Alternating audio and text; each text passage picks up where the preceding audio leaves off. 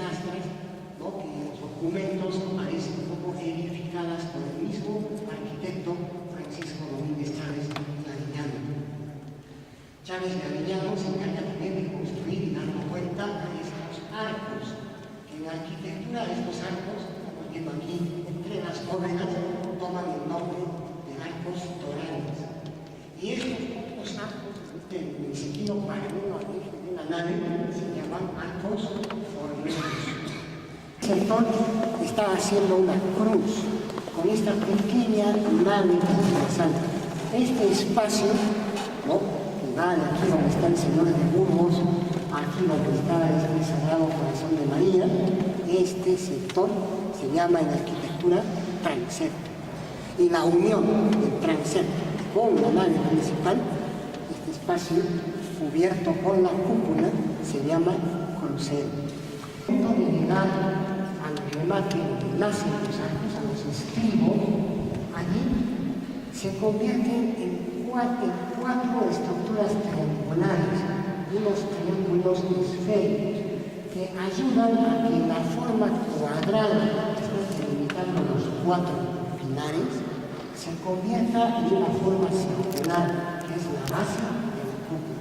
Esos triángulos, ¿no?, se llaman pechinas.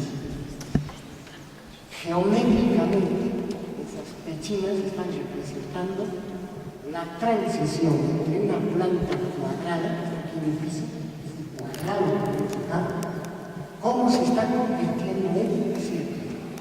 En la simbología, el cuadrado representa a la tierra, el círculo representa al cielo. Si esto lo convertimos a tercera dimensión, el cubo es la tierra, el tetraedro está convirtiéndose en una semiesfera, que es el cielo. Y el cielo es el cubo. Y de la linterna, que es el cálculo que vemos ahí, de la linterna va a entrar la luz, que es la sabiduría de Dios. Esa es la simbología de Cristo. Y esas cuatro pechinas están sosteniendo, están apoyadas en la tierra y a la vez son la transición al cielo. Las cuatro pechinas están representando a cuatro personajes que obviamente en la arquitectura bizantina, hace 1000 años atrás, ya se habían connotado con cuatro famosos personajes de los evangelios. Los cuatro evangelios, ¿no?, San Mateo, San Marcos, San Lucas y San Juan. Estos personajes en griego se les conoce como el tetramorfos. Tetra, cuatro, morfos, forma. Las cuatro formas. ¿Y dónde aparecen estos personajes? Aparecen en el primer capítulo del libro de Ezequiel. El profeta Ezequiel, lean por favor esa parte.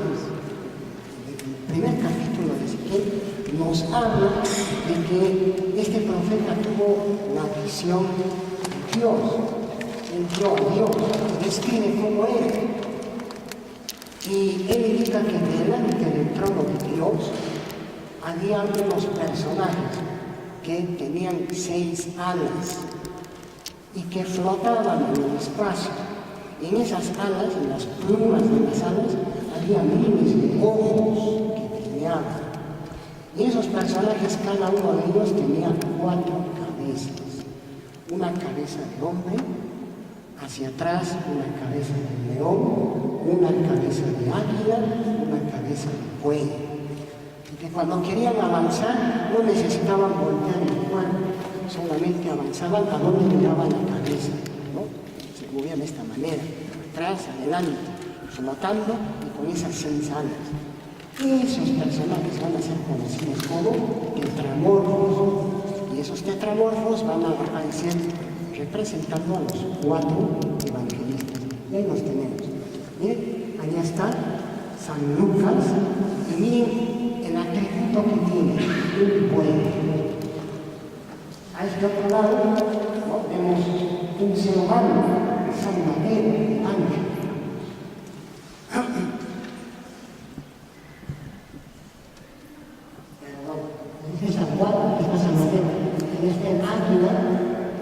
esquina, y a este otro lado, el león sagrado. Esto lo vamos a ver siempre, ¿no? Generalmente en los templos que tienen esta tipología, la cúpula va a tener la base a los 4 evangelistas. Obviamente en otros templos los van a sustituir por los 4 padres de la Iglesia Católica o por otros personajes propios de la orden religiosa a la que pertenece el templo. Pero en general es esto, los 4 evangelistas. Ahora, estas estructuras, como decíamos, en la cúpula está sostenida por estos 4 evangelistas, representa al cielo. Y la luz de esa linterna es la que estaría representando la presencia divina de Dios en este espacio. Ese es el simbolismo que tiene esta estructura. ¿Qué función han tenido estos corredores? Es para que allí, las tribunas, allí utilizaban para que se coloquen los miembros de la orden, que son los novios. Ahí celebraban parte del ritual. Es para eso. Es la tribuna que solo la usaban los miembros de la orden de Jesús. La gente aquí, vemos, ¿no? Ese es el uso que tiene. Tribuna, una tribuna. Allá. Ahora, complementando esta parte arquitectónica, la parte hacia la plaza, el ingreso, debemos pensar que el templo tiene forma de cruz latina. Ahí estarían los pies, la cabeza y los brazos, ¿no? Un hombre crucificado. Aquella portada se llama portada de pies. Este lado, la cabeza, se llama muro externo. En el templo primitivo, posiblemente ese muro era enchavado, ¿no? Como es el caso de Huayninas, etc. Estos templos de renacimiento que tienen San Jerónimo, que son elementos enchavados. Pero pronto los retablos barrocos, exuberantes, como los que vemos acá, empezaron a necesitar de un espacio plano donde apoyarse. Y esos muros cristeros se comenzaron a construir de forma plana. Aquí está. Y el retablo se apoya completamente en ese muro cristero plano. Esas son las características. Ahora, a la entrada, justamente aparece ahí una bóveda, un arco carpanel, ese arco alargado que vemos en fotos, y está sosteniendo un coro alto. Y en la parte de abajo, que llamamos son principales elementos que tenemos hacia el lado, y el lado derecho, el lado derecho, este muro es lo que llamamos el lado del Evangelio y este de la Epístola. Hacia el lado del Evangelio está la capilla de Loreto, hacia el lado de la Epístola y la capilla de San Ignacio de Loyola, ¿no? Y tienen sus ingresos. Ahora, la parte más sagrada de todo el recinto religioso es la estatua del emperador o de los dioses. Acordémonos que la basílica romana es el origen de estas basílicas cristianas. El espacio más sagrado, de mayor respeto, se llamaba bema. Y justamente era un espacio sobreelevado, y aquí está, la bema. Y en el caso de estos templos cristianos, la bema, por el hecho de que aquí se reúnen los presbíteros, los sacerdotes, este espacio se llama presbiterio. Y el lugar más sagrado es el altar, lo mismo, lo más sagrado. Este es el altar que en un primer momento, hasta antes del Concilio Vaticano II, ese altar adosado a las escrituras del retablo, una obra espectacular, casi 21 metros de altura, 12 metros de ancho, una obra de 1670, ejecutada en madera con pan de oro y hecha pues dentro de este estilo barroco pleno.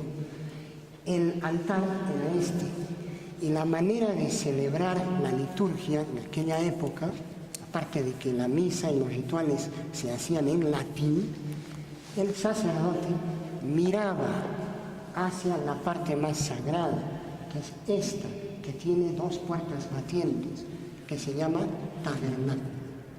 Allí se expone la custodia, y la custodia es la representación de Dios, de Jesucristo, ¿no?, dentro de un elemento circular de donde salen rayos, algo muy parecido al sol. Esa es una custodia. Ahí está la hostia, ahí se expone la hostia. Y en la parte de abajo hay una pequeña caseta, ¿no?, que se llama sagrario, y ahí se guarda el copón y el cáliz para la celebración del ritual eucarístico. El sacerdote, ¿no?, efectuaba el ritual de la misa dando la espalda a los feligreses, mirando a la parte más sagrada y obviamente elevando las manos hacia el retablo. Ya es con el Concilio Vaticano II, en la época de este Papa Juan XXIII, ¿no?, donde suceden una serie de cambios sustanciales en la liturgia, bueno, y en realidad en la institución eclesiástica, cuando primero que se permite que las misas sean en el idioma nacional de cada país. Y en ese momento, con el Concilio Vaticano II, este altar deja de funcionar y se coloca aquí delante la mesa. La mesa es el elemento sagrado. Y el sacerdote, en las misas actuales, celebra el ritual mirando a los asistentes. Ahí está la gran diferencia. Ahora, habíamos hablado que este famoso retablo mantiene, del retablo original de Bernardo Vitti, mantiene la pintura de la transfiguración del Señor. Es una de las pinturas que por el estilo, miren ahí la altura de Cristo, ¿ves?, alargada, los brazos, los dedos, el cuello, fíjense, nos está mostrando claramente, ¿no?, que está hecha bajo el estilo manierista. Esa pintura estaba o formaba parte de la composición arquitectónica del retablo original, del primitivo retablo. Y los relieves que les he mostrado, sobre todo estos 5 relieves, eran muchos más, y habían otras pinturas, esos relieves estaban acomodados alrededor de esa pintura. Lástima que por motivos de moda, cambios de estilo, ¿no?, el retablo, que dice que no había sido muy afectado por el sismo, pero fue desmontado, las piezas fueron llevadas a diferentes lugares y se construyó una obra ya en estilo barroco, pero se mantuvo el cuadro de la transfiguración original. A los costados, 2 arcángeles, ¿no?, San Gabriel y San Miguel, ¿no?, que de acuerdo a los historiadores de arte, posiblemente son un pincel de Diego de la Puente, un pintor también jesuita.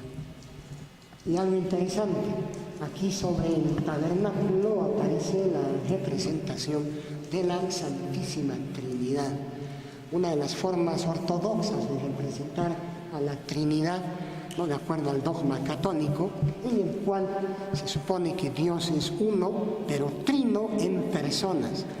No son 3 dioses, sino es una sola esencia, ¿no?, manifestada en 3 personas, que una de ellas es el Padre, ahí lo vemos con la tiara de papa, incluso con barbas blancas, ¿no?, para denotar su edad. Al costado el Hijo, semidesnudo, con el torso semidesnudo, mostrando en las manos y en el pecho las heridas de la pasión, ¿no?, y en medio de ambos una paloma, ¿no? Esa es la manera ortodoxa de representar la Trinidad. Pero debemos tener en cuenta que no siempre se representó así a la Trinidad, sino que se representaba, al menos en la pintura cusqueña, se representaba como 3 personas iguales.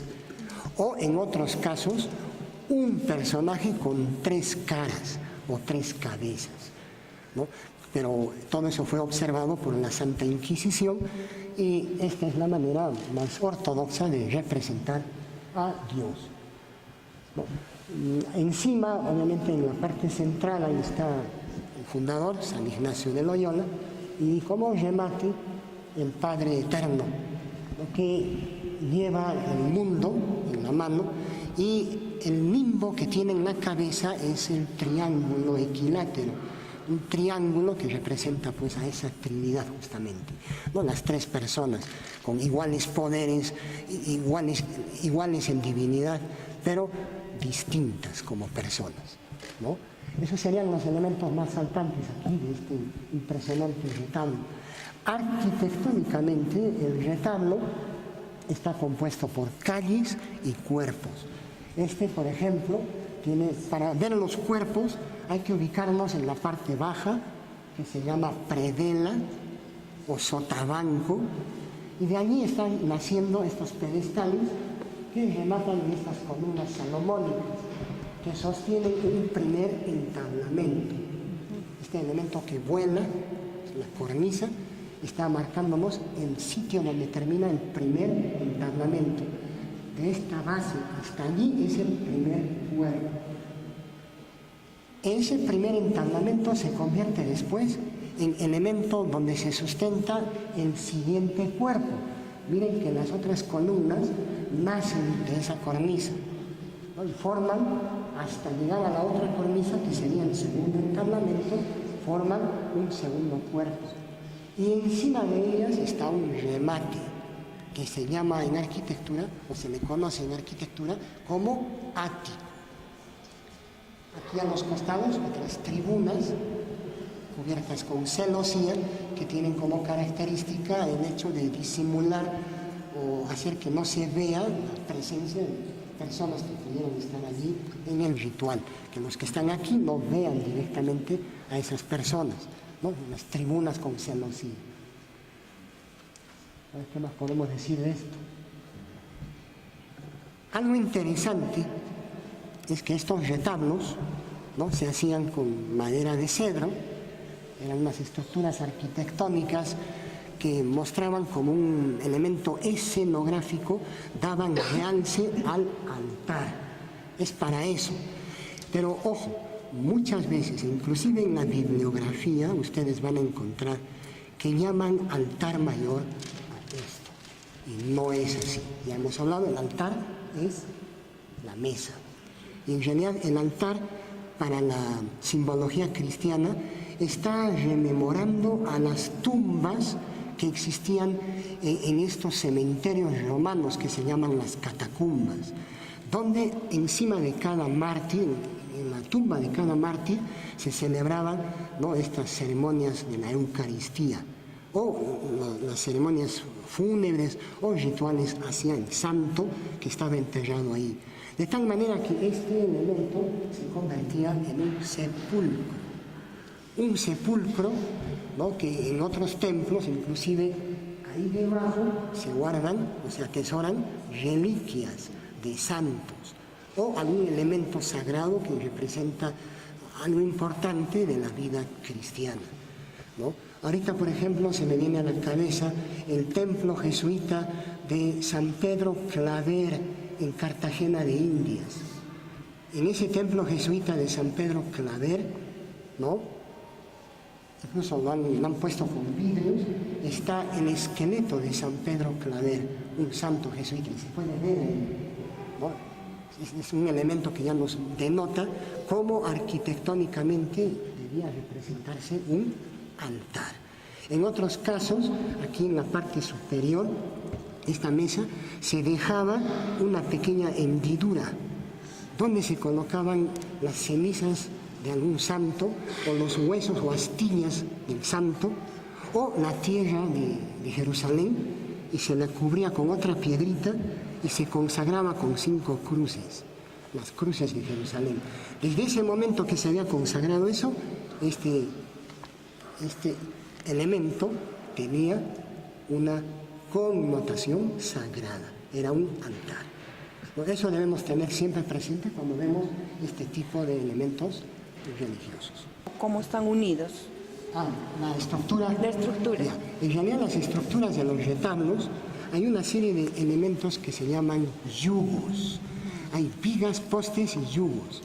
Y son unas armaduras, una serie como unos andamios, que inclusive, una lástima que no podemos pasar, pero por detrás utilizan los famosos tientos de cuero de res. Están anudados en la parte de atrás. Y esos elementos, los yugos, están introducidos en el muro de piedra.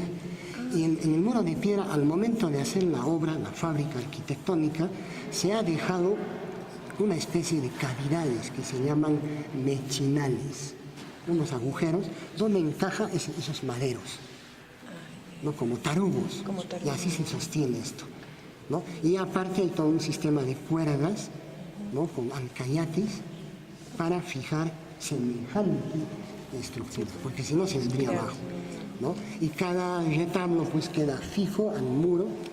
Bueno, esa pregunta. Ahí está la diferencia con los retablos del periodo anterior. Manieristas. Los manieristas. Los retablos manieristas se construían con el muro. Es parte del muro. Si el muro es de adobe, al adobe le ponían ciertos elementos en ladrillo o piedra, y a medida que subía el muro se iba construyendo parte por parte el retablo. El retablo de San Jerónimo es una muestra excelente. Y si vamos a San Jerónimo van a ver cómo todavía detrás de algunos retablos de madera, esos retablos que tiene ahora San Jerónimo habían pertenecido a San Francisco. Fíjense, detrás de cada retablo hay curiosamente partes del retablo original manierista, hechos en el muro, en adobe y con ladrillos. Ahí está otra diferencia sustancial, ¿no? Lo interesante de este espacio es que ha sido adecuado para exponer una serie de obras pictóricas, ¿no? Hablan sobre la vida de Cristo, la Virgen, ¿no? Y sobre todo este cuadro que lo atribuyen a Espinosa de los Monteros, la predicación de San Ignacio de Loyola. Y aquí destacan estas dos esculturas que no pertenecían a la compañía, ¿no? Posiblemente estuvieron en el templo de San Andrés, ¿no? El desaparecido templo de San Andrés, cuya portada es la que actualmente forma parte del Teatro Municipal. Ese edificio estaba en la calle San Andrés, en la esquina con la puesta de Belén, más o menos por allí. El famoso San Jerónimo Penitente y San Francisco de Asís. Unas tallas ya del siglo XVII, la segunda mitad del siglo XVII, ¿no? Obras de este famoso escultor, ¿no? Melchor Guamán Manta, ¿no? La firma está en el cráneo, en la parte baja de ese cráneo, ahí apareció la firma. Cuando hicieron una restauración, aparece, ¿no? la firma. San Jerónimo es uno de los padres de la iglesia latina, ¿no? Y aquí se le representa como penitente, quiere decir que está puesto con una piedra golpeándose el pecho, ¿no? Semidesnudo, y llevando ahí los atributos que tiene este santo, el león, es uno de sus atributos, la calavera, la piedra, ahí le falta el crucifijo, las manos que llevan un crucifijo, y el famoso sombrero o capelo cardenalicio. Él era cardenal o príncipe de la iglesia en tiempos del Papa San Dámaso. Lo interesante de San Jerónimo es un personaje que tradujo la Biblia al latín. Y esa traducción es la que conocemos como la Vulgata Latina. ¿No? Es un documento que se utilizó pues, durante toda la Edad Media para conocer los famosos textos hebreos y del Nuevo Testamento que hablan sobre la cuestión religiosa occidental judío-cristiana. Bueno, y al otro lado otra impresionante escultura, también del mismo autor, que muestra a San Francisco de Asís exponiendo los famosos estigmas. Estigmas es el nombre técnico para identificar pues, estas heridas que simulan las que tú ves. Hay muchos santos, sobre todo santas, que tienen incluso hasta en la actualidad esas heridas, ¿no? Uno de ellos, uno de los últimos, ha sido el famoso santo franciscano, ¿no? No sé por el nombre, pero es de Pietrelcina, en italiano, el padre Pío de Pietrelcina, que tenía las heridas, incluso hasta en los videos, en la misa se está viendo cómo está envuelta la mano con vendas y está sangrando. Dice que algo así tenía San Francisco y ocultaba las heridas en vida. Y cuando muere, ¿no? Causó tanta curiosidad en la gente, todos querían ver esas heridas. Y hay unas crónicas muy interesantes, una que escribe un franciscano que también es doctor de la iglesia, San Buenaventura. Y ahí San Buenaventura en sus escritos pone que cuando muere San Francisco la gente iba y en el cuerpo descubrieron cómo era esa herida. Y dice que era una especie de callo negro, como si fuera un clavo. Dice aquí en el Cusco han habido otros templos que han ido desapareciendo, uno de ellos el templo de San Agustín, de donde proviene este señor de Burgos, ¿no? El templo de San Andrés, de donde provienen estas esculturas, y así una serie de obras que han ido pasando de templo en templo. No siempre han pertenecido aquí. Bueno, y para terminar esta parte, vemos allá una copia del Señor de los Temblores. Es muy típico de la pintura cusqueña representar al Señor de los Temblores y con sus velas, con esa cruz muy característica que está rememorando a la famosa cruz que se venera en el retablo mayor del Templo del Triunfo. ¿Han visto la famosa cruz de la conquista? ¿No? Que de acuerdo a la tradición fue la cruz que llevaba el padre Valverde en el momento de la entrevista con Atahualpa.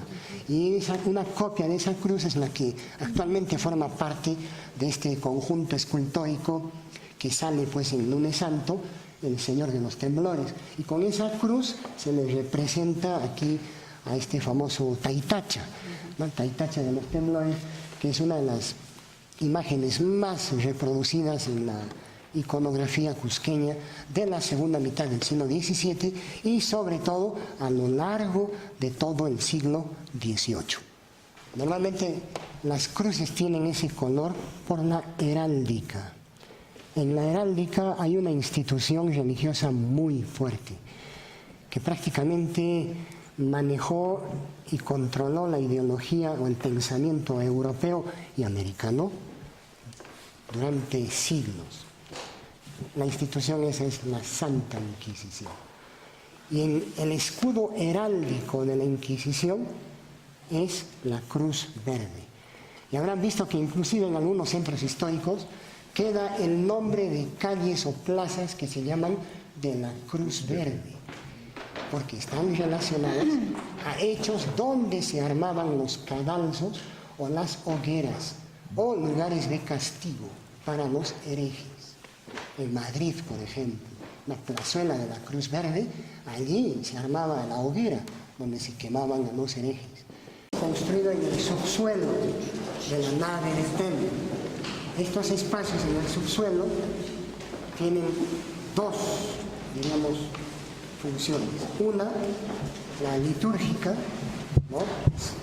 Aprovechar espacios subterráneos que nos están simulando a esos sepulcros con los cuales la religión cristiana está muy vinculada, el concepto de la muerte, ¿no? El hecho de tener subsuelos donde se entierran a los muertos, pero la principal función de estos elementos es la estructural, ¿no?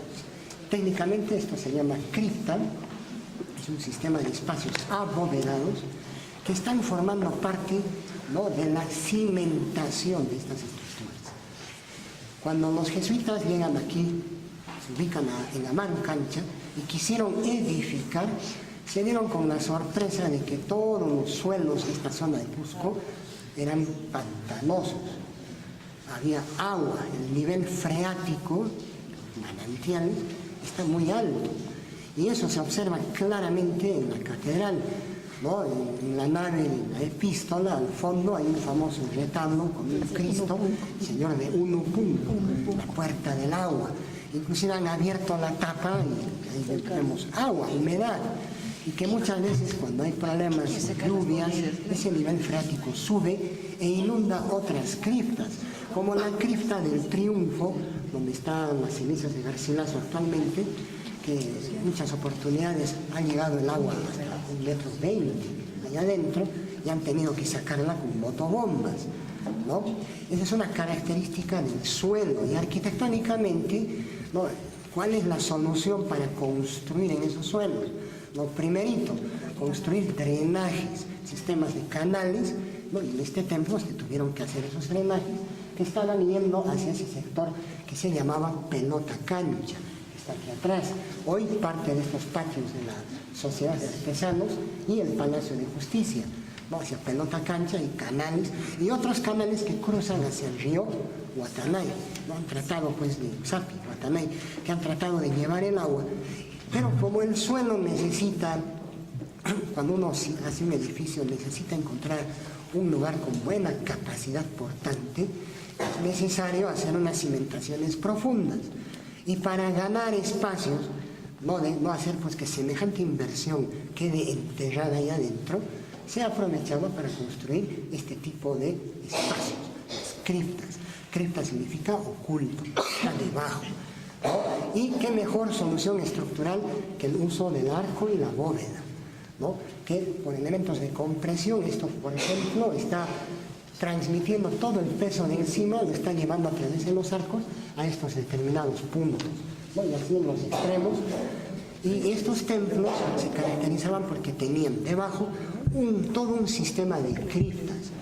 En el caso peruano, el lugar más interesante donde hay criptas son las de San Francisco en Lima, que inclusive las han interconectado, porque originalmente eran espacios como este, propios de cada capilla, ¿no? Lo que eran pues, la gente pudiente adquiría el derecho de sepultarse en un templo, compraba y mandaba a hacer su propia bóveda o cripta, y ahí él y su familia se enterraban por generaciones.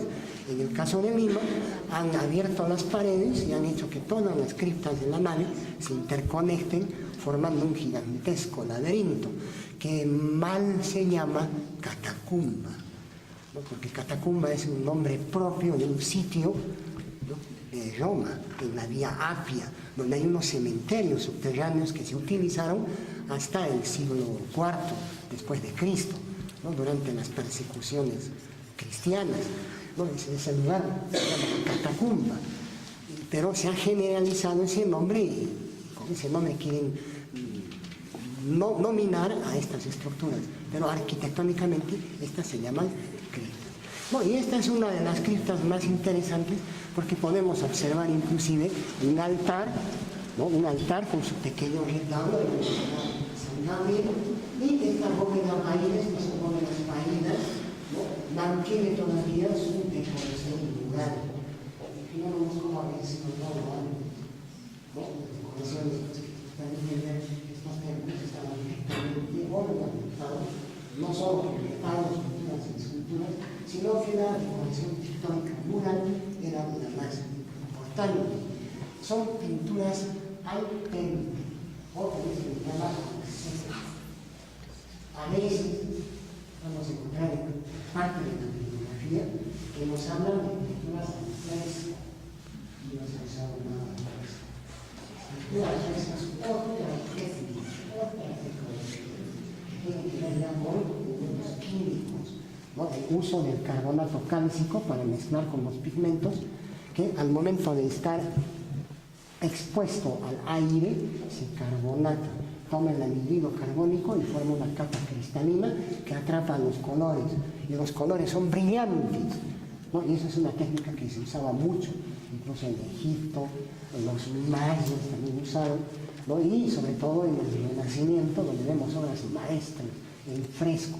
Aquí en esta parte de América no se ha usado el fresco, lo que sí se ha usado es la técnica del pigmento, ¿no? Son pigmentos aglutinados en clara de huevo, clara y yema de huevo, ¿no? Es una técnica muy particular que se disuelve en agua. Muy diferente, por favor, eso no lo confundan al fresco.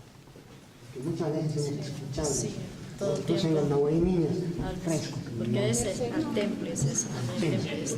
¿No? Y que tiene otro tipo incluso de tratamiento. Sí, ¿No? Ahora, esta cripta tiene como un artificio arquitectónico esta típica forma de iluminación. Miren el alféizar de las ventanas, ese elemento inclinado, ¿no? Como un derrame, ayuda a que la luz se difumine, la luz natural pueda ingresar de una manera cómoda a estos recintos. Normalmente estas criptas no tenían ventanas.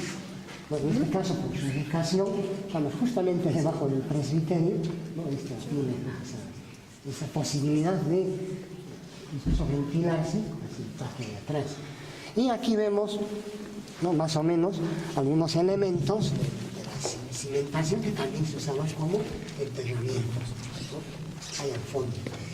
Estos elementos, hay uno muy interesante que se descubrió hace poco, ahora pues un curso de unos 10 años atrás, en San Francisco, en la zona de la nave central de San Francisco, una cripta debajo del presbiterio, ¿no? Y que se caracteriza porque ahí al fondo están construidos una especie de cajones de ladrillo, bien profundos, donde se ponían los cuerpos uno encima del otro, y entre cuerpo y cuerpo se echaba, ¿no? Cal viva, ¿no? El óxido de cal. ¿Con qué fin? Con un fin antiséptico, porque la cal viva, como quema el tejido orgánico y deja el hueso. En poco tiempo ha desaparecido lo orgánico y ha quedado solo los huesos. De esa manera evitaban la putrefacción y evitaban sobre todo las enfermedades, las epidemias, ¿no? De enfermedades contagiosas tan comunes en la época del virreinato, ¿no? Y obviamente como los templos eran cementerios, si no se tomaban esas precauciones, y como toda la gente iba al templo, era parte cotidiana de su vida, y sobre todo si es que había enfermedades, había muertes, iban al templo a rezar para que no haya eso, era el principal foco de contaminación. Elementos sanitarios inexistentes que hacían que automáticamente esas personas que iban al templo salgan contaminadas. Y la mortandad era enorme, ¿no? Son características propias.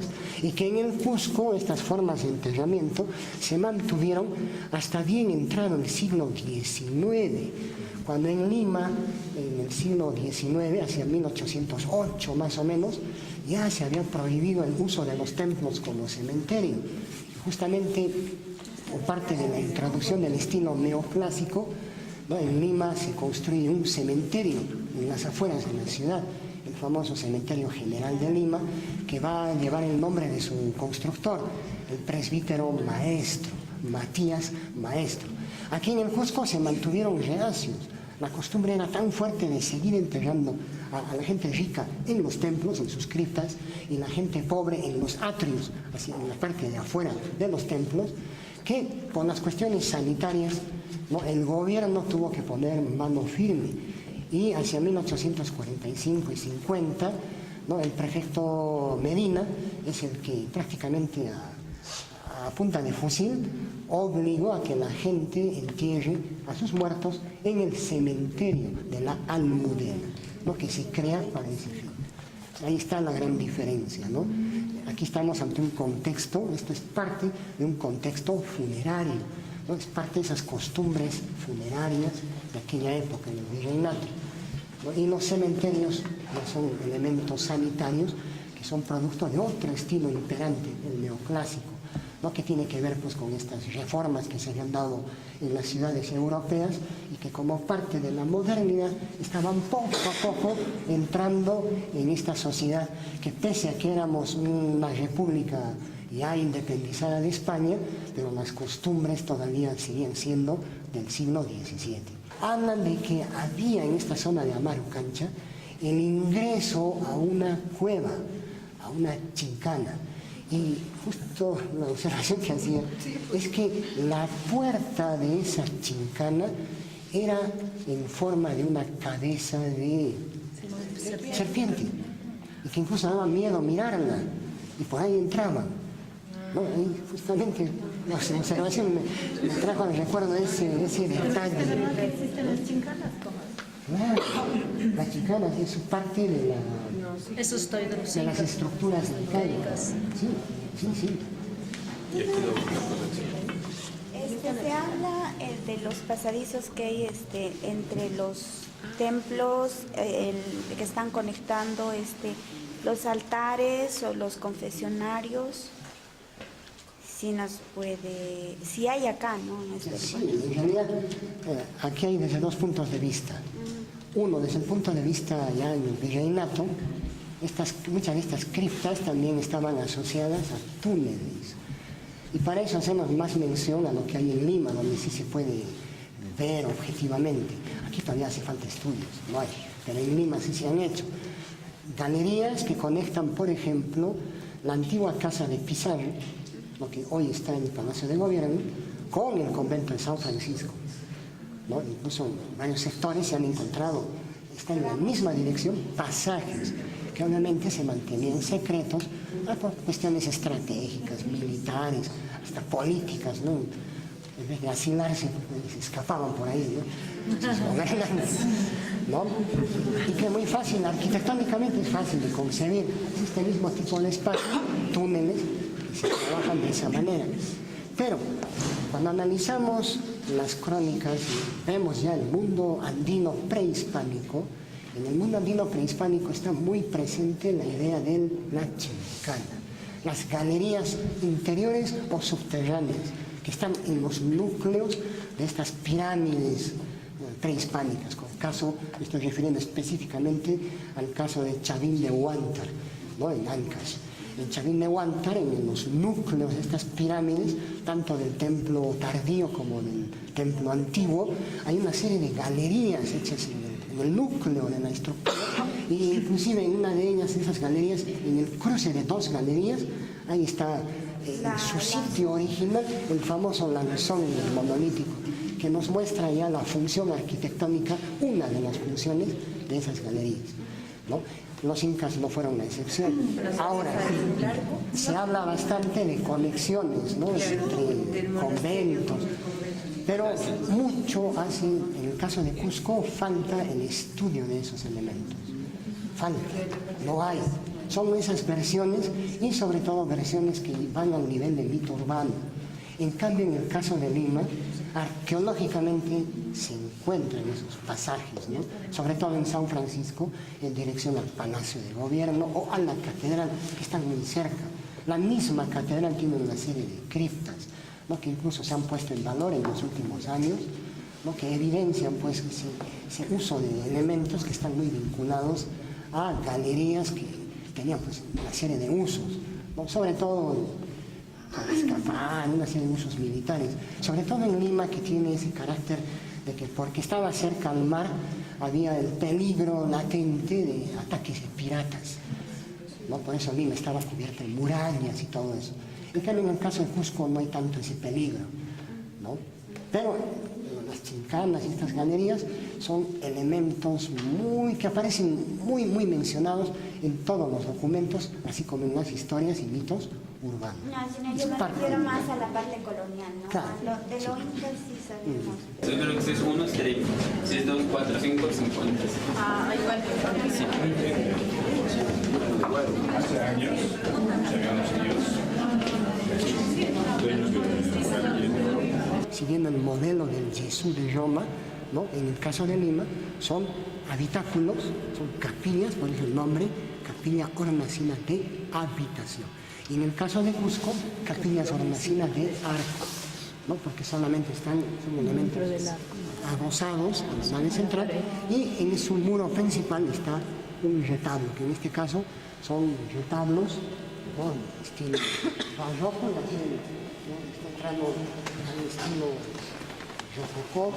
La generatriz de esta bóveda es este arco apainelado, un arco rebajado, ¿no?